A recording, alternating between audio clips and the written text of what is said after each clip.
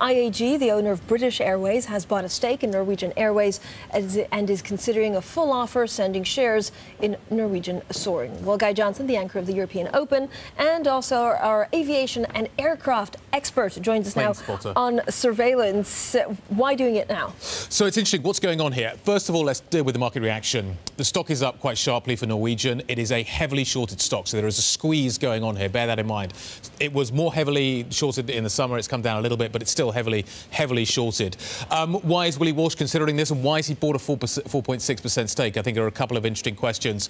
I suspect Willie Walsh is looking at this business, which is struggling financially, and looking at the model that they've tried to put into place. And one of those, a big part of that is this low-cost, long-haul model, and he's thinking, I can do something with that. Norwegian is also struggling, so he wants to bring... How much are they struggling? Oh, they're really struggling. They're finding life incredibly tough at the moment. Why? Well, they're not part of an alliance. The financials out there are very difficult for an airline of this type. They're trying to do things that really haven't been done before, so they're really struggling financially.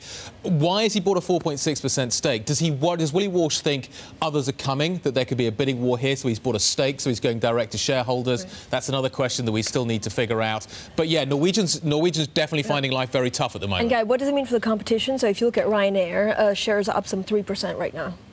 Well, it could potentially could potentially change one of its major competitors. I think that's an interesting reaction. I wonder whether this means that people don't think that Ryanair is going to bid for Norwegian. There had been some speculation around that, so maybe that's part and parcel of this story, that Michael O'Leary will not make a bid for Norwegian and go and talk to Beyond. I don't know, but I think that's one of the factors. But I think it also raises other questions for some of the other Scandinavian carriers as well. And then you have to look at some of the other groups around the world. Would they considering making a bid here too?